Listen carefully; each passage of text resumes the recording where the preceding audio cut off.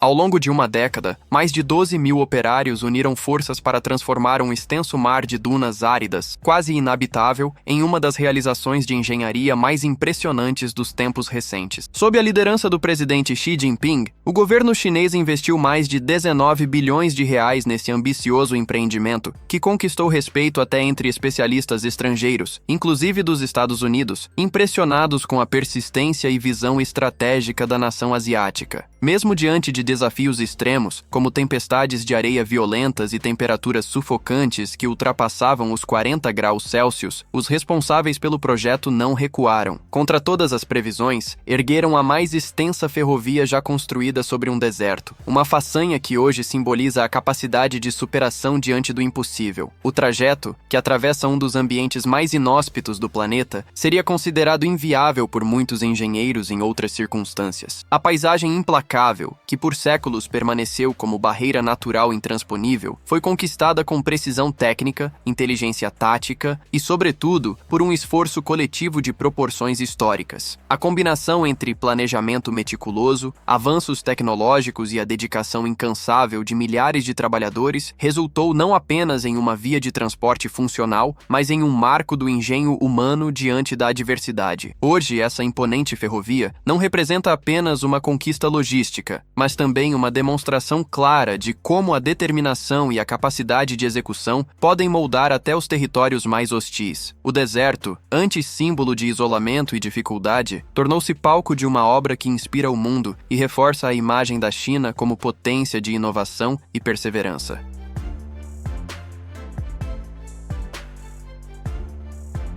Durante muito tempo, a porção noroeste do território chinês, em especial a região autônoma de Xinjiang e a vasta depressão conhecida como Bacia do Tarim, figurava quase como um vazio no mapa do país. Essa área é imensa, remota e cortada por duas cadeias montanhosas colossais, além de ser atravessada pelo deserto de Taklamakan, que cobre mais de 329 mil quilômetros quadrados. Durante o verão, as temperaturas na superfície ultrapassam os 71 graus Celsius, enquanto no inverno, os termômetros podem despencar para cerca de 25 graus negativos. Naquela paisagem extrema, não havia nem água potável, nem rede elétrica. O solo, formado por areia instável e solta, dificultava qualquer tentativa de construção. Apesar disso, sob esse oceano de dunas implacáveis, jaziam bilhões de toneladas de riquezas minerais ainda inexploradas, petróleo, carvão e, sobretudo, os cobiçados elementos de terras raras, insumos estratégicos essenciais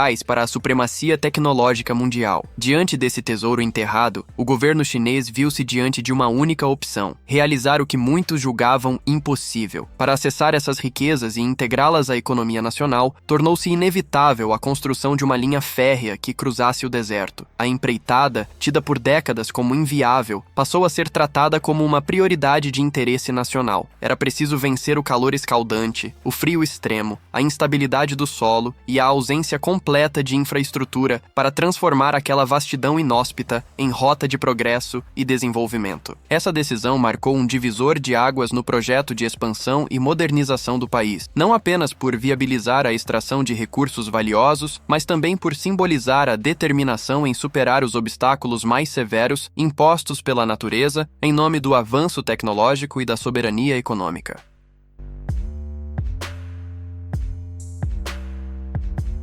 A ligação ferroviária entre as cidades de Hotan e Huoqiang, com extensão próxima de 826 quilômetros, integra um ambicioso circuito de trilhos que circunda a vasta bacia do Tarim, no extremo oeste da China. Esse sistema completo ultrapassa 2.712 quilômetros e teve sua última etapa oficialmente entregue em funcionamento em junho de 2022. O trecho final dessa malha é crucial, pois encerra o anel ferroviário e concretiza uma obra de engenharia desafiadora. Antes que qualquer trilho fosse assentado ou ponte erguida, os responsáveis pelo projeto enfrentaram uma dúvida complexa: como definir o trajeto em um território em constante transformação, marcado por dunas móveis e tempestades de areia intensas? Para solucionar esse desafio, os engenheiros recorreram a tecnologias de ponta, como imagens de satélite em altíssima resolução, radares capazes de sondar o subsolo e milhares de medições dos ventos da região. Esses dados foram cruciais cruciais para mapear as direções dominantes dos ventos, o deslocamento das dunas e identificar áreas com solo mais firme e menos sujeito a alterações. Equipes técnicas passaram longos períodos acampadas no deserto, realizando estudos minuciosos. Foram perfurados inúmeros poços com dezenas de metros de profundidade para examinar as camadas subterrâneas ocultas sob a areia. Cada ponto do futuro trajeto foi marcado manualmente e registrado com extrema precisão, com margem de erro de poucos centímetros. Essa meticulosidade foi essencial para garantir a estabilidade da linha. O traçado teve de ser estrategicamente desviado de corredores de vento, conhecidos por gerarem tempestades capazes de soterrar composições inteiras. Ao mesmo tempo, precisava manter-se suficientemente próximo das áreas ricas em recursos naturais, como os campos de carvão e petróleo existentes na própria bacia do Tarim, aproveitando a infraestrutura para impulsionar o transporte de cargas e fomentar o desenvolvimento regional. Esse empreendimento representa não apenas um feito técnico notável, mas também um marco de integração territorial e logística em uma das regiões mais inóspitas do planeta. Muito antes de qualquer trilho ser assentado, um exército de agricultores locais foi convocado para enfrentar um desafio essencial e surpreendentemente decisivo para o futuro da ferrovia: estabilizar a areia. A estratégia adotada foi engenhosa e exigiu trabalho árduo. Fardos de palha, galhos ressecados e finos talos de bambu foram agrupados em feixes compridos e cuidadosamente cravados no solo, formando uma malha quadriculada precisa, com cada quadrado medindo exatamente 1 metro quadrado. Em vez de linhas retas, o padrão foi inclinado a 45 graus, criando uma barreira oblíqua contra os ventos. Esse arranjo inteligente conseguiu quebrar a trajetória direta das rajadas de ar, dispersando sua energia em múltiplas direções e forçando os grãos de areia a se acumularem nos espaços definidos pelas grades. Sob um calor sufocante que ultrapassava os 60 graus Celsius, os agricultores empurraram cada feixe fundo nas dunas maleáveis, cobrindo-os depois com mais galhos para garantir que ficassem firmemente presos. O resultado foi visível em pouco tempo. Os quadrados de palha se multiplicaram em direção ao horizonte, criando uma imensa trama de barreiras naturais, como se fossem cercas vivas moldadas pela própria areia. Essas estruturas, feitas com materiais simples e colocadas com precisão milimétrica, acabaram recobrindo uma área vasta, com centenas de hectares transformados num mosaico de tons dourado, marrom e verde acinzentado. A movimentação da areia foi interrompida, o solo tornou-se mais compacto e, enfim, veículos de grande porte puderam trafegar por ali sem afundar. Foi essa conquista silenciosa, quase invisível diante da grandiosidade do deserto, que permitiu que a colossal obra ferroviária tivesse início. Uma solução rústica, nascida da sabedoria prática e da força coletiva, pavimentou o caminho para um feito monumental no coração da areia.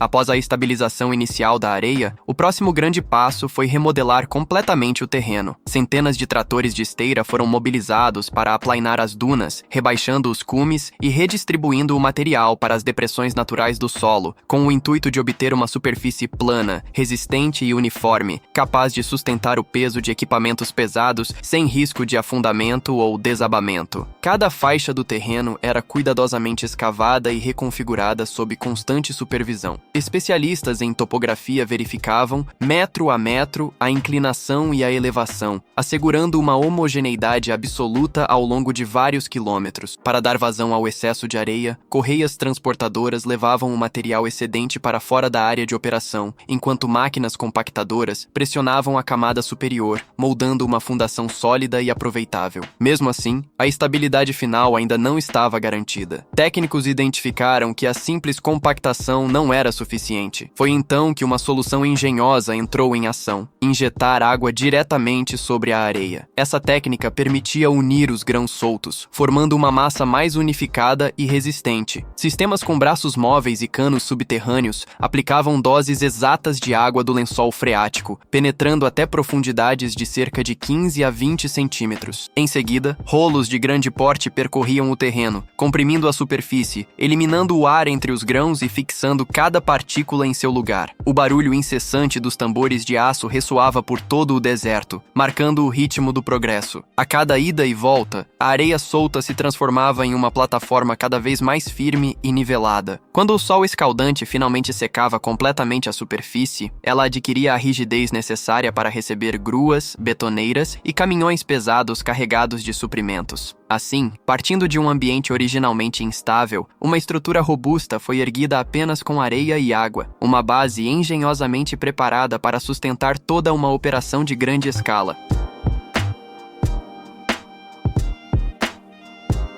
Com o terreno já estabilizado, as equipes de construção deram início à edificação das colunas que sustentariam as pontes. Para erguer essas estruturas, foi preciso perfurar dezenas de metros de areia solta até alcançar camadas profundas de cascalho resistente ou solo densamente compactado. Para esse trabalho minucioso, martelos hidráulicos operaram ininterruptamente, dia e noite, com o auxílio de tubos metálicos de contenção e lama de bentonita, que evitavam o desmoronamento das perfurações.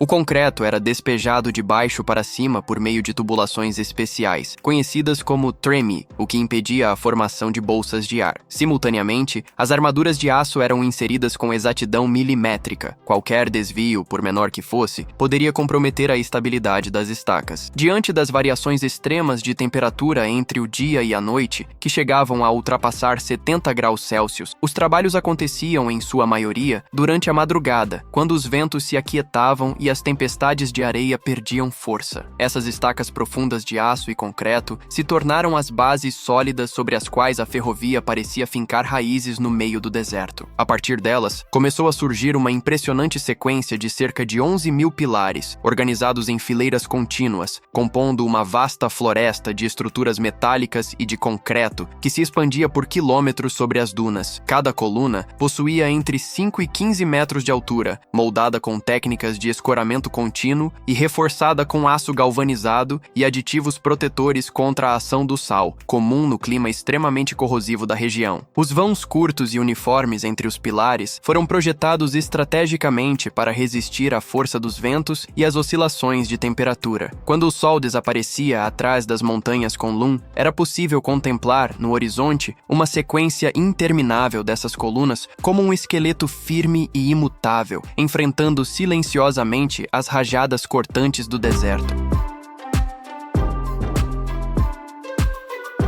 Sobre as cabeceiras dos pilares, milhares de longarinas ocadas de concreto protendido começaram a ser posicionadas com a ajuda de guindastes sobre esteiras ou lançadores móveis de grande porte. Cada uma dessas peças ultrapassava 30 metros de comprimento e pesava várias centenas de toneladas. Transportadas por trens-plataforma especialmente adaptados, eram erguidas uma a uma e cuidadosamente assentadas no topo das colunas. Após essa etapa, equipes de engenheiros usaram tecnologia a laser para alinhar as vigas com precisão milimétrica. Com os vãos devidamente posicionados, as equipes de obra despejaram lajes de concreto ou instalaram painéis pré-moldados, criando uma superfície contínua e plana, sobre a qual os trilhos seriam assentados. Cada segmento da estrutura foi projetado com intervalos estrategicamente calculados, permitindo que o vento atravessasse livremente por baixo da linha férrea. Essa abertura natural impede que a areia em suspensão se acumule, evitando que os trilhos sejam soterrados ao longo do tempo. Cerca de 65% do percurso ferroviário entre as cidades de Rotan e Huoqiang está suspenso sobre esses viadutos elevados. Do alto, o traçado da ferrovia assemelha-se a uma faixa metálica brilhante que atravessa um mar dourado de dunas, criando um contraste impressionante com o ambiente árido do deserto. A construção, além de cumprir seu papel logístico, torna-se também um símbolo extraordinário da engenhosidade humana, desafiando as condições extremas de uma das regiões mais inóspitas do planeta. Essa combinação de precisão técnica, resistência estrutural e adaptação ao ambiente hostil transforma essa ferrovia em uma verdadeira proeza da engenharia moderna. Uma rota elevada que parece flutuar sobre o deserto, conectando distâncias vastas com eficiência e imponência e revelando a capacidade humana de construir até mesmo nos terrenos mais implacáveis da Terra.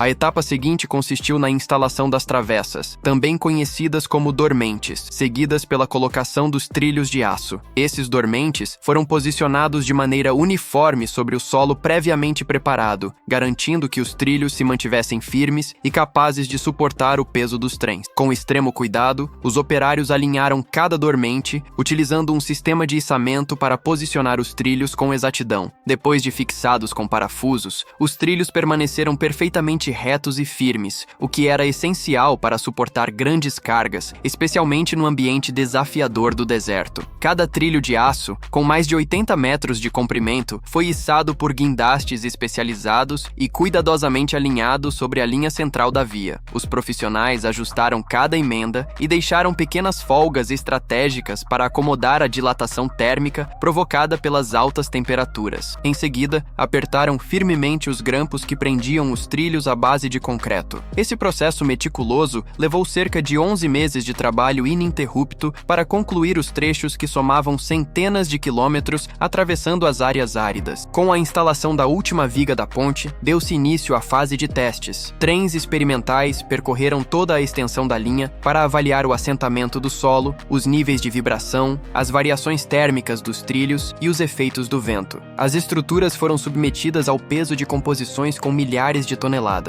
Mesmo após incontáveis testes, os desvios verticais registrados foram mínimos, de apenas alguns milímetros, reflexo do projeto elevado e da circulação natural do ar sob os viadutos, que impediu o acúmulo de areia sobre os trilhos. Todas as informações coletadas em campo eram transmitidas em tempo real ao centro de controle por meio de sensores inteligentes e câmeras movidas à energia solar, garantindo uma vigilância constante de cada segmento da ferrovia. Depois de 6 meses de testes rigorosos, a linha férrea ligando as cidades de Rotan e Huoqiang foi oficialmente inaugurada em junho de 2022, completando um circuito ferroviário de 2.712 quilômetros ao redor do deserto de Taklamakan.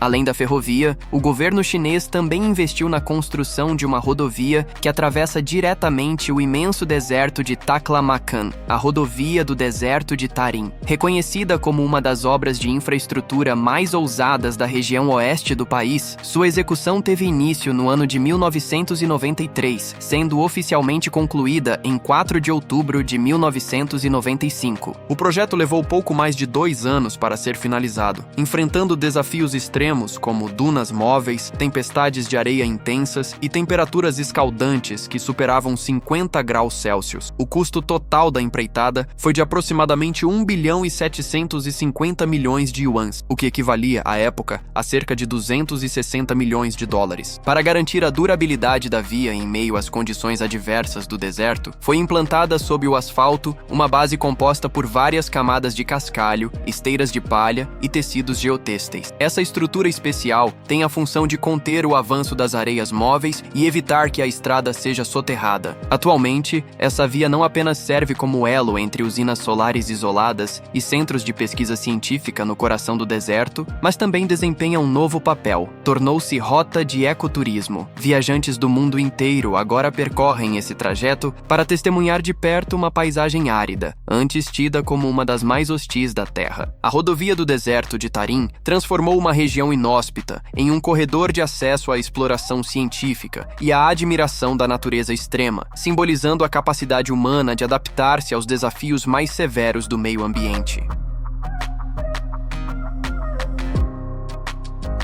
Para sustentar tanto a estrada quanto a ferrovia que cruzam as vastidões áridas do noroeste da China, foi implantado um gigantesco sistema de captação solar em uma região que recebe mais de 2.700 horas de luz solar anualmente, um dos maiores índices de radiação do planeta. Em vez de deixar que o calor escaldante apenas ressecasse o solo, engenheiros converteram a luz em energia renovável de forma engenhosa. Ao longo da rodovia desértica, foram erguidas 86 estações estações de bombeamento movidas a energia solar, cada uma equipada com centenas de painéis capazes de gerar eletricidade suficiente para captar água subterrânea de profundidades superiores a 100 metros. Essa água é levada por uma rede subterrânea de tubulações e distribuída por meio de sistemas de irrigação por gotejamento, o que tornou possível a sobrevivência de mais de 200 mil árvores em uma das regiões mais secas da Terra. Com isso, a estrada tornou-se a primeira autoestrada desértica neutra em carbono. Um ambiente onde a luz solar se transforma em eletricidade, essa eletricidade produz água, e a água, por sua vez, dá origem à vida no meio do Taklamakan. Antes conhecido como o temido Mar da Morte, o deserto agora representa um dos mais impressionantes centros ecológicos experimentais do planeta, um ponto de encontro entre luz solar, inovação tecnológica e esforço humano. Com o avanço da infraestrutura, o acesso à região tornou-se mais fácil e o turismo floresceu. Nas bordas dos desertos de Taklamakan e Gobi, surgiram florestas artificiais, usinas solares e grandes reservatórios, todos integrados a parques que mesclam ciência e experiências turísticas. Em algumas áreas, destaca-se o turismo comunitário, que valoriza o contato com as culturas locais uigur e mongol. Os visitantes podem participar de passeios de camelo que duram entre 2 e 5 horas, cruzando dunas que lembram ondas do mar e fazendo pausas em pontos de descanso no meio da areia. Cada uma dessas experiências custa entre R$ 192 e R$ 576 aproximadamente. Reunindo preservação ambiental, aprendizado e contato direto com a natureza, o Taklamakan de hoje simboliza não apenas a restauração ecológica impulsionada pela tecnologia, mas também a prova de que a humanidade é capaz de coexistir em harmonia com o meio ambiente.